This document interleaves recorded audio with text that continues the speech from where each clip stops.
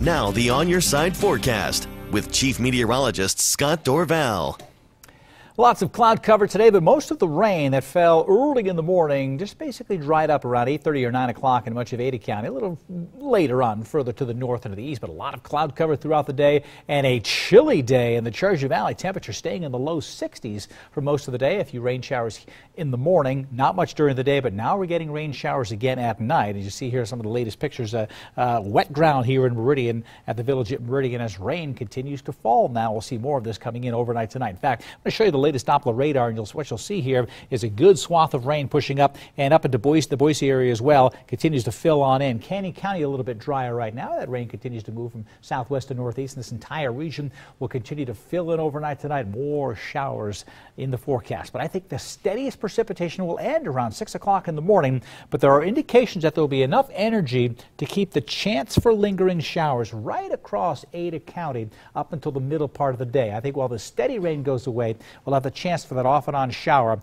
it's a chance it could rain right here in Boise northward for a few hours in the morning. So that's something to watch while the rest of the valley starts to dry out. But again, the steadiest rain overnight tonight. Here's what's been happening up in the McCall area. Lots of precipitation around. Look at this, 54 hundredths in the last 24 hours. Much of that falling last night. And it has been chilly. High temperature only 52 degrees. So lots of beneficial moisture now falling in the mountains. Again, with the snowpack, what you want to do is you want to start soaking the ground in before it freezes. That'll help to replenish the water tables. It will also help to give us a better runoff season. All this moisture will help, because then when the snow melts in the springtime, it won't be all absorbed into a dry ground. We want to get that moisture now. So the moisture now actually does help the spring runoff and the snowpack as we move through the winter months into spring next year.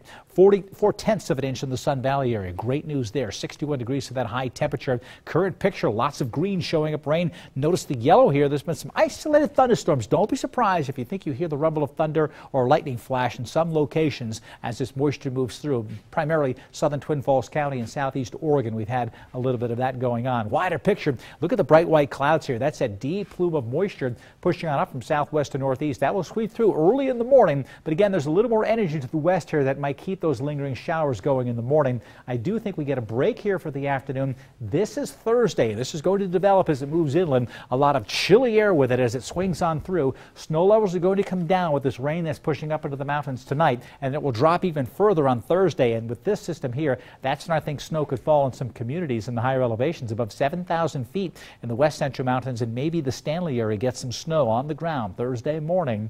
As we move through the day, it will be a chilly one. Here's the rain tonight on the Futurecast. This is now tomorrow morning at 7 a.m. shows a steady rain and now rain snow mix in the mountains. This is all pushed off to the north and to the east, while Ada County, the Treasure Valley generally dry. But as we go through the middle part of the day, see this lingering shower right here? That's a sign with energy that we might keep a few sprinkles going on while the clouds try to clear, and I think we will clear out for just a little bit. Partly cloudy, we'll call it. Still a lot of cloud cover around. Here's the beginning of the next wave coming in for tomorrow night, which goes into Thursday morning, with the first system overnight tonight up to 1/10 of an inch, maybe a 1/2 inch towards the mountain home area, more of a 1/10 to a 1/4 inch in the valley.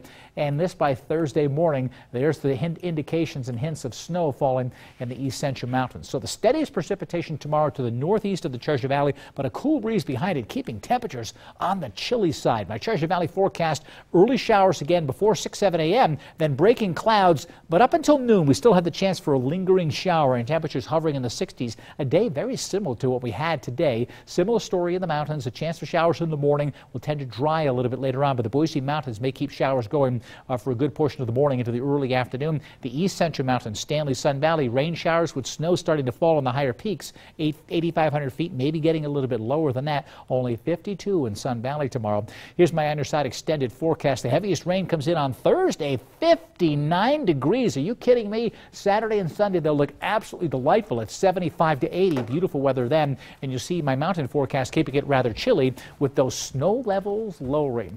Here's my YMC mechanical weather picture of the day. A sunrise glow from the festival that we had a little earlier on the balloons here. Great shot there, sent in by Tim Costello. You can send your photos into I Contribute at KIVI-TV.com. Isn't that gorgeous? Love seeing the balloons up in the morning. It's beautiful. And with the rain, I love seeing the rain coming in. Yeah. And we'll have sunshine over the weekend. This is great timing. It can rain all week and then... But the next couple of days a little sketchy. Yeah, here and there. definitely with rain off and on. We get a little bit of a break during the middle part of the day tomorrow, but Thursday, I don't think we get that break. Thursday is going to be a soaker. Okay, thanks, Scott.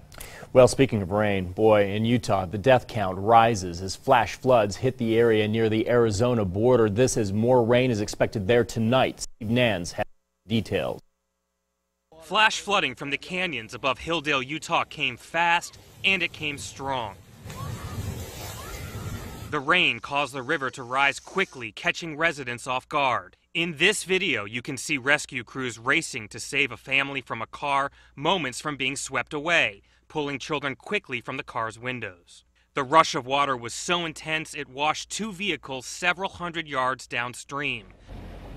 A total of 16 people were inside the 2 vehicles. All of the victims are mothers and children, the youngest just 4 years old. They had stopped outside of that flood area, well outside of it, and that we're standing there watching the flood, and a flash flood came down the canyon and actually came across and come around behind the vehicles. Rescue crews turned out in force Tuesday morning to resume the search for those missing.